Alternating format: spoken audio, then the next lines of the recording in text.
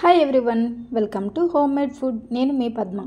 ఈ వీడియోలో ఎలాంటి షుగర్ అండ్ ఫ్రెష్ క్రీమ్స్ అలానే corn flour custard powder use చేయకుండా పిల్లలు ఎంతగానో ఇష్టపడే మ్యాంగో ఐస్ క్రీమ్ తయారీ విధానం చూపిస్తాను, వచ్చేయండి. ఈ ఐస్ క్రీమ్ చాలా టేస్టీగా ఉంటుందండి. పిల్లలు అయితే ఇష్టంగా తింటారు అండ్ టేస్ట్ హెల్త్కి వెళ్తే కదండి. వంట రాని వాళ్ళు కూడా ఈజీగా చేసేయచ్చు. సింపుల్ ప్రాసెస్లో ఉంటుందండి ఐస్ క్రీమ్ ప్రాసెస్ అంతా.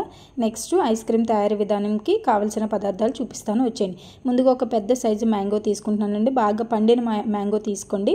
నెక్స్ట్ ఒక కప్పు కొబ్బరి ముక్కలండి, పచ్చి కొబ్బరి కట్ చేసుకొని తీసుకోండి. అలానే తర్వాత డేట్స్ అండి, పిక్కలు తీసేసిన డేట్స్ని ఒక 6 తీసుకుంటున్నానండి. మంచి డేట్స్ మెత్తగా ఉంటాయి కదా, ఆ డేట్స్ని తీసుకోండి. ఖర్జూరం. నెక్స్ట్ కాస్త జీడిపప్పును తీసుకుంటున్నానండి, 1/2 కప్పు. కొబ్బరితో పోలిస్తే 1/2 కప్ అండి, ఆ కప్పుతోని. నెక్స్ట్ ఒక 200 ml మిల్క్ తీసుకుంటున్నానండి. మిల్క్ చూసుకొని యాడ్ చేసుకోవాలి. నెక్స్ట్ ఈ మ్యాంగోని కట్ చేసుకొని దాని లోపల ఉన్న గుజ్జును మొత్తం సెపరేట్ చేసి ఒక బౌల్లో వేసుకోండి. ఇలా నీట్గా కట్ చేసుకొని సెపరేట్ చేసి ఒక బౌల్లో వేసుకోవాలండి. ఈ ఐస్ క్రీమ్లో పంచదార అలానే కెమికల్ కలిపిన పౌడర్స్, విప్పింగ్ క్రీమ్స్ కానీ అలాంటివి ఏం కలపట్లేదు కనుక పిల్లలకి దగ్గు రావడం ఏమి జరగదండి. పిల్లలకి పెట్టచ్చు. పిల్లలు ఎప్పుడైనా ఐస్ క్రీమ్ చేయమని గోల చేస్తే తప్పకుండా ఈ రెసిపీని ట్రై చేయండి. చాలా టేస్టీగా వస్తుంది.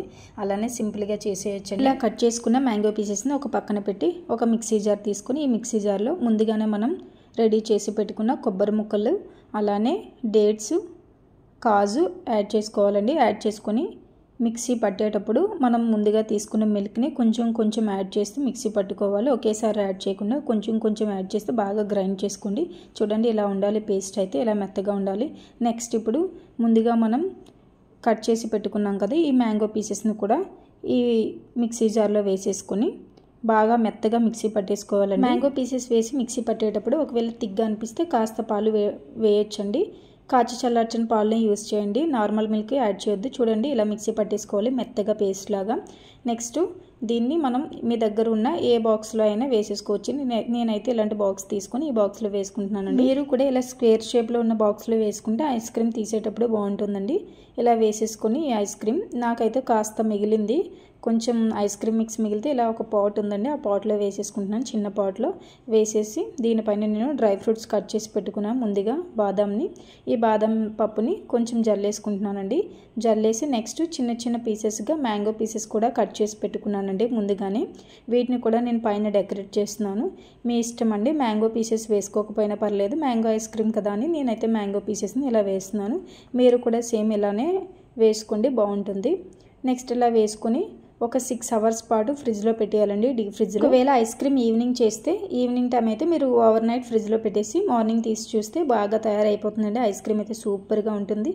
నేను ఇప్పుడు ఈ చిన్న పాట్కి చిన్న కవర్ వేసి తర్వాత దానికి ఒక రబ్బర్ బ్యాండ్ పెట్టేస్తున్నానండి, స్మెల్ రాకుండా ఉంటుంది కదా, అలా కవర్ చేసుకుంటే. నెక్స్ట్ ఈ రెండింటిని నేను ఇప్పుడు ఫ్రిడ్జ్లో పెట్టేస్తున్నానండి. ఒక 6 hours పాటు ఫ్రిడ్జ్లో పెట్టేయండి.